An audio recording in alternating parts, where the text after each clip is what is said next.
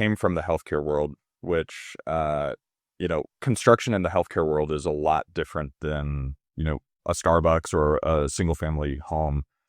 Is this dialysis center your first healthcare client? And then what made you decide to do that? And what are some of the differences that you're seeing operating in a potentially more regulated environment than some of these other projects?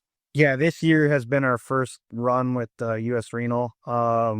We've done 4 of them now, and so we feel pretty confident in it. I kind of have a principle that like I won't tackle a new industry or a new client unless I have someone that's an expert in that field. And at the time that we got in the relationship with them, I had a superintendent working for me that had completed like several, I think like 50 or 60 of them in California, and he relocated to Texas.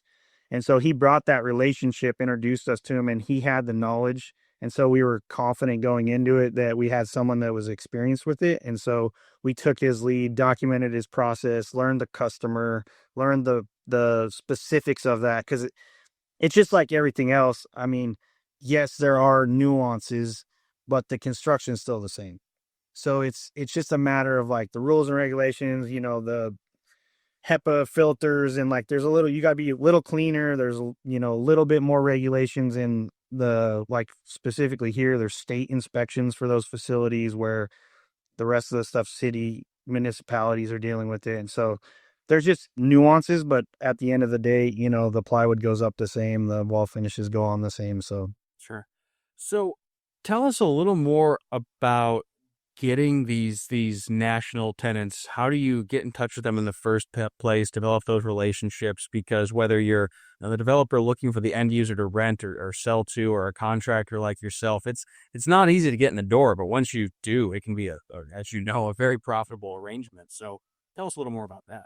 yeah, I mean, that's definitely the challenge, right? I think that's what every business faces, is that the sales. It's sales and marketing. And so for us, our commercial construction specifically is so relationship based.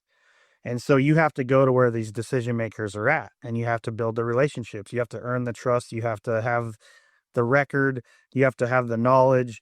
And a lot of times you have to know somebody. Like I said, with the US Renal, we hired a guy that had experience, that had past relationships with contacts within the US Renal that got us in the door. And then obviously, you still have to price it and complete the project to maintain that relationship and build on it from there.